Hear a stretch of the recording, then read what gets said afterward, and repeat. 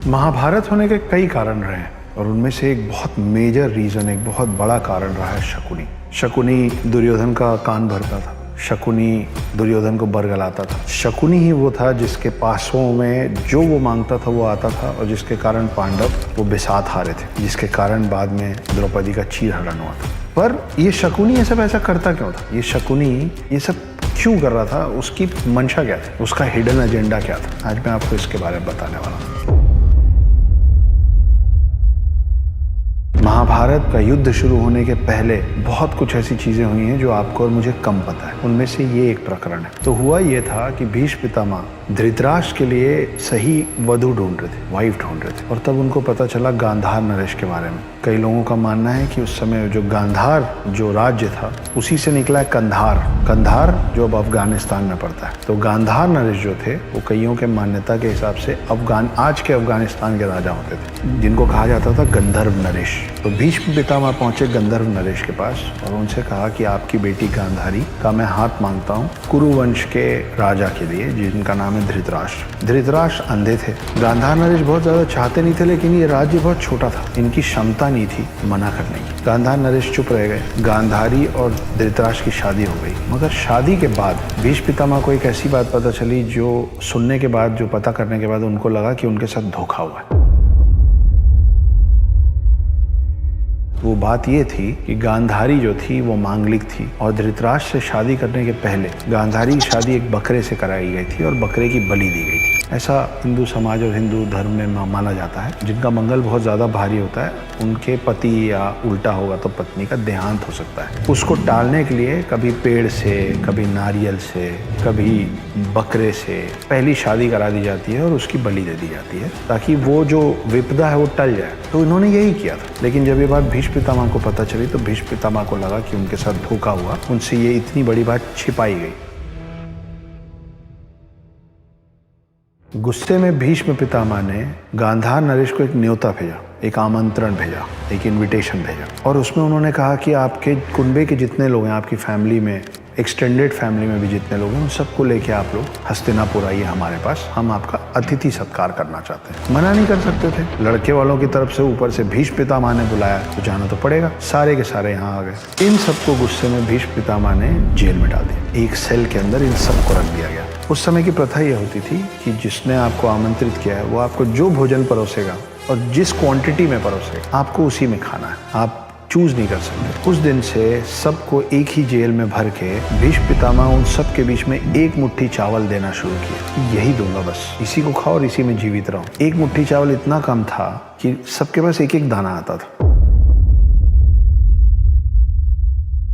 देखते देखते हर दिन एक एक करके लोग मरने लग गए, क्योंकि एक दाने या 4 दाने से किसी का भोजन तो हो नहीं सकता। जब एक एक करके सब मर रहे थे उसमें गांधार नरेश भी थे और गांधार नरेश का पुत्र भी था जो था शकुनी, जो कि प्रिंस ऑफ गांधार था। जब ये लोग एक एक करके मर रहे थे तो इन सब लोगों ने मिलकर निर्णय लिया कि मरना तो तय है और इस तरीके से तो सारे मर जाएंगे, तो एक काम करते हैं, हमारे युवराज, हमारे जो प्रिंस है शकुनी, ये पूरा एक मुट्ठी चावल हर दिन उनको खाने देते हैं। सब लोग मान गए। शकुनी उस जेल के अंदर बैठ के रोज एक मुट्ठी चावल खाता था और रोज अपने प्रियजनों को, अपने रिश्तेदारों को मरता हुआ देखता था। धीरे धीरे मरते गए। भीष्म पितामह इस बीच में एक युद्ध लड़ने चले गए और ये लोग अंदर पड़े रह गए। हर दिन ये एक मुट्ठी चावल खाता था शकुनी और देखता था कि उसके और कुछ प्रियजन, उसके और कुछ रिश्तेदार मर गए। आखिरी में 2 लोग बचे, एक शकुनी और एक गांधार नरेश।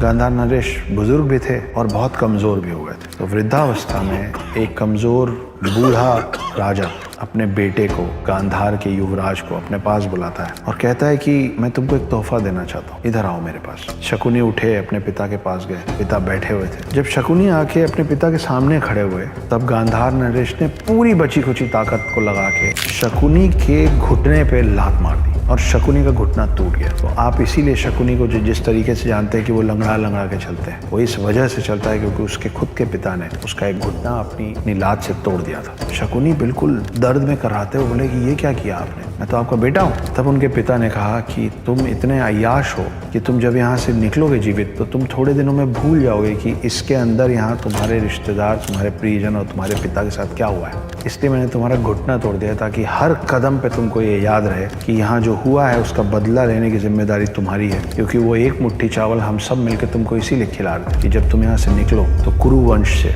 हस्तिनापुर से गांधार का बदला ले सको। और क्योंकि अब मैंने तुम्हारा घुटना तोड़ा है, तुमको अपाहिज बना दिया है, मैं तुमको सच में एक शक्ति देता हूँ। जब मैं मर जाऊं तो मेरा अंतिम संस्कार मत करना, मेरी हड्डियों का पासा बनवाना। और जब तुम वो पासा चलोगे तो तुम जो नंबर चाहोगे उस पासे में, जो अंक चाहोगे, वो दोनों पासे मिला के उतने ही अंक वो उस पर रखेंगे। शकुनी ने ऐसे ही किया, इसीलिए शकुनी जीवन भर लंगड़ा रहा था और उसके पास थे 2 पासे, जिसके कारण जो पूरी बिसात बिछी, वो जो जुआ खेला गया जिसमें पांडव सब कुछ हार गए, यहाँ तक कि द्रौपदी हार गए, उसमें उन्हीं पासों का उपयोग किया गया था। और ये सब कुछ शकुनी क्यों कर रहा था? दुर्योधन का कान भरने से लेकर और महाभारत जैसा युद्ध कराने तक, क्योंकि शकुनी दुर्योधन से लेकर और पूरे कुरुवंश से इतनी नफरत करता था, इतनी घृणा करता था कि उसने ये प्रण लिया था कि मैं पूरा कुरुवंश ही बर्बाद कर दूं। इन सब के अलावा शकुनी को इस बात का दुख भी था और गुस्सा भी था कि उसकी बहन गांधारी की शादी एक ऐसे राजा से कर दी गई बिना उसकी स्वेच्छा के, बिना उसकी इच्छा के, जो अंधा था। तो जो धृतराष्ट्र थे वो अंधे थे और भीष्म पितामह के प्रेशर में वो शादी कर दी गई थी। शकुनी अपनी बहन से इतना प्यार करते थे कि उनको इस बात का भी दुख था कि ऐसा नहीं होना चाहिए, इसलिए वो ये सब किया और उसकी वजह से महाभारत हुआ। ये शकुनी की कहानी है। तो ये जो कहावत है ना कि विनर्स राइट हिस्ट्री, तो अगर कौरवों का साइड जीत गया होता तो आज हम कृष्ण की जगह शायद शकुनी की गाथा पढ़ते होते।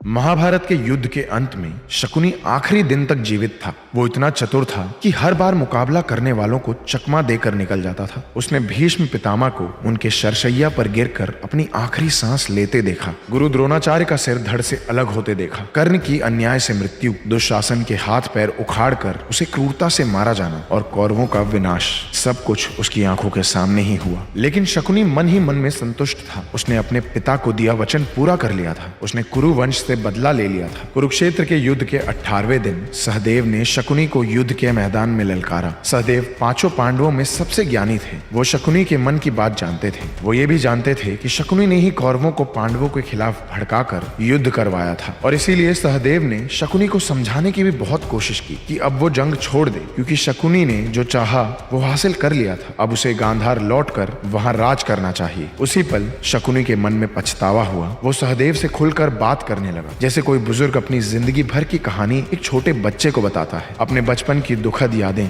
धृतराष्ट्र के हाथों उसके परिवार को यातना देना, उसकी बहन का विवाह एक अंधे राजा से होना, भीम को जहर देना, लाक्षागृह का षड्यंत्र रचना और न जाने कितने अपराध जो शकुनी ने इस जन्म में किए थे, उसने वो सब सहदेव को बताया। उसने कहा वो अब और नहीं जी सकता और अब उसमें इस बोझ को उठाए रखने का साहस नहीं रहा। और फिर शकुनी ने सहदेव पर बाण चलाने शुरू कर दिए। शकुनी जानता था कि उसका समय आ गया है और आखिरकार सहदेव ने शकुनी का सर काटकर उसका अंत कर दिया। शकुनी ने अपना कर्तव्य, अपने पिता से किया हुआ वादा पूरा किया। इसी वजह से ऐसा माना जाता है कि इतने पापों के बाद भी मरने के बाद शकुनी को स्वर्ग प्राप्त हुआ। अगर आप महाभारत की ऐसी ही अनसुनी, अनदेखी, अनकही कहानियां जानना चाहते हैं तो हमारी ये वीडियोस देखिए। तो ये थी महाभारत की एक अनकही अनसुनी कथा जो कम लोगों को पता है। अगर महाभारत की ऐसी और अनकही, अनदेखी, अनसुनी कहानियां जाननी है तो स्टे ट्यून्ड।